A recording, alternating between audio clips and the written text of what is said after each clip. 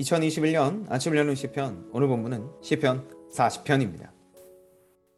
시편 40편은 압살롬의 쿠데타 시기에 고백한 시를 후대 예배 때 부르는 내용입니다. 다윗의 아들인 압살롬이 아버지 다윗에게 쿠데타를 일으켰죠. 그래서 다윗은 쫓겨가고 있을 때 고백한 시입니다. 그 시를 후대 예배 때 구원에 감사하며 어떤 인생 속에서도 하나님이 나를 인도할 거라는, 그래서 그 믿음을 더욱 두텁게 하는 시로 예배에 사용하고 있습니다. 먼저 오늘 본문은요, 1절에서부터 12절까지 구원에 대한 감사의 표현을 나오는데요. 1절에서 보면 나의 기도를 들으시는 하나님이라고 고백을 합니다. 하나님께 가장 큰 소망이 있으며 자신의 작은 신음소리에도 반응하시는 분이 바로 하나님이라고 이야기를 합니다. 그렇기에 하나님께 기도할 수밖에 없다고 2절에 이야기를 하죠. 여기서 기가 막힌이라는 단어가 나오는데 이것은 황폐하다라는 뜻을 가집니다. 또 웅덩이와 수렁은 스스로 힘으로 빠져나올 수 없는 곳을 이야기를 하죠. 결국 하나님 앞에 기도할 수밖에 없는 이유는 황폐할 정도의 스스로 힘으로 빠져나올 수 없는 바로 그곳에서 빠져나오려면 하나님밖에 없다. 그렇기에 그분께 기도해야 된다라고 이야기를 하는 것입니다. 그래서 새 노래로 고백한 다윗이 3절에서부터 4절까지 여호와께 감사하며 진정으로 주님 앞에 고백하는 모습을 보이고 있습니다. 또한 6절에부터 8절까지 여호와의 뜻을 즐겨 따르며 말씀이 자기 마음에 있다라고 이야기를 합니다.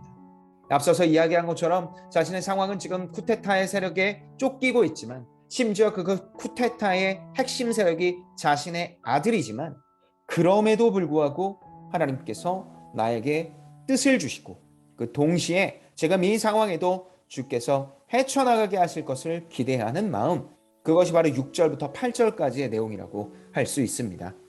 결국 그 결과가 어떻게 됩니까? 10절에서 이야기하는 것처럼 하나님의 인자하심과 구원을 드러내는 삶을 살게 될 것입니다. 구출해내고 그의 심각한 모든 상황 속에서 나오게 될 것입니다. 하지만 그것을 나오게 된 뒤 또 여전히 내우외환의 삶을 살게 되죠.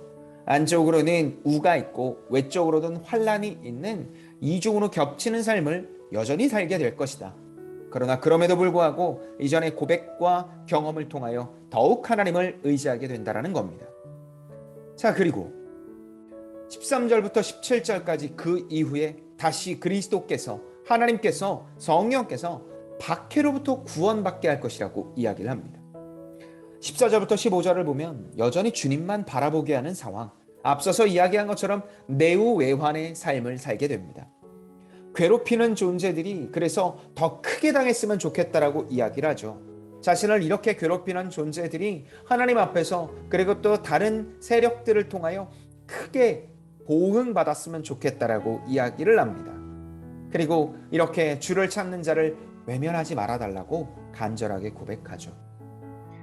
이 말씀을 통하여 우리는 예상치 못한 웅덩이나 수렁 속에 그 고통을 당할 수 있습니다. 그러나 그곳에서 우리가 고백해야 될 것은 여호와 하나님께 의지하며 또 그분을 바라보는 것입니다. 지금 어떤 상황을 경험하고 있습니까? 외롭고 어렵고 혹은 지칠 수 있는 상황이지만 하나님께서 함께 하셔 온전히 주님만을 의지하는 삶, 그래서 하나님이 보시기에 합당한 우리가 되기를 예수 그리스도의 이름으로 축복합니다.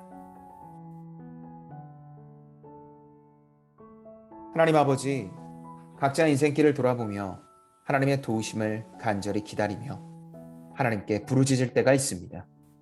우리의 외침을 기억하시고 또 우리의 인생 속에 기적을 베풀어 주시옵소서. 매일 주님만 따르는 내가 되게 하소서. 그렇게 인도하실 주님을 기대하며 이 모든 말씀 주 예수 그리스도의 이름으로 기도합니다.